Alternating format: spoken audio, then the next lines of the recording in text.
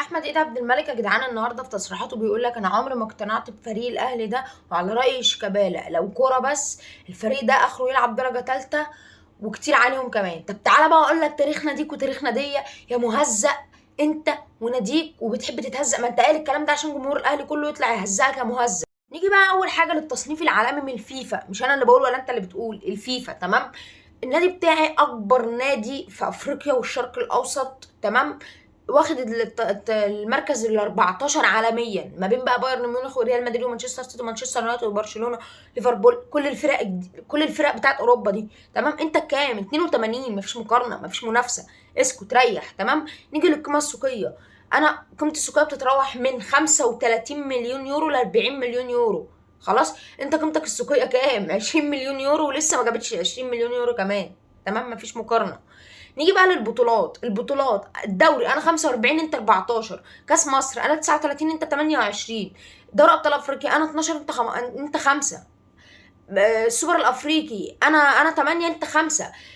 مشاركات كاس العالم للانديه الاهلي شارك 9 مشاركات منهم 3 برونزيه. انت صفر على الشمال، ملكش لازمه، انت زيرو. انت يالا ملكش لازمه يالا، انت صفر على الشمال. يا دي بقى المواجهات المباشره بيني وبينك، المواجهات المباشره اهو، مش حاجه تانية. انا كاتبهم في ورقه عشان ما انساش. المواجهات المباشره لعبنا 252 مباراه تمام. الاهلي فاز كام؟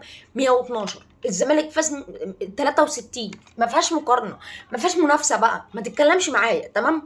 الاهلي سجل على الزمالك 363 هدف، دخل مرماه 264 هدف. الزمالك سجل على الاهلي 264 هدف، دخل مرماه 363 هدف.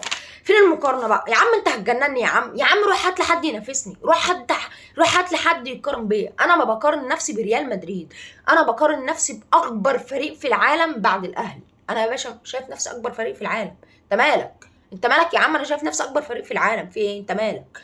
انا اكبر فريق في العالم وريال مدريد بعديه. انا بقارن نفسي بريال مدريد يا باشا. ريال مدريد بطل اوروبا، بطل العالم، انا بقارن نفسي بريال مدريد تمام. يعني روح هات لي حد ينافسني، روح هات لي حد يتقارن بيا، وبعدين ابقى تعالى اتكلم معايا. نيجي بقى لسجل بطل الدوري من اول نسخه لحد النهارده. شوف انت، هو الزمالك محطوط في الصوره ليه؟ سيبك انت بقى من الاسماعيلي والكلام ده، المقارنه بيني وبينك، الزمالك محطوط في الصوره ليه؟ محطوط في الصوره ايه؟ يكملها يعني، يكمل الفراغات اللي في الصوره. انا مش فاهم يعني. الزمالك محطوط في الصوره عشان يكمل الفراغات اللي فيها، فدي المنافسه بيني وبينك، وده حجمي وحجمك، يعني حجم فوق وحجمك.